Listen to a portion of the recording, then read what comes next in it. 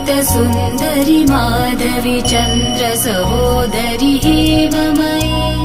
मुनिगणमण्डित मोक्षप्रदायनि मञ्जुलभाषिणि वेदनुते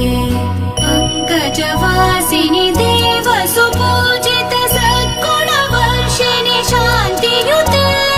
जय जय हे मधुसूदन कामिनि आदिलक्ष्मि जय पालय माम् जय जय हे मधुसूदन कामिनि आदिलक्ष्मि जय पालय माम्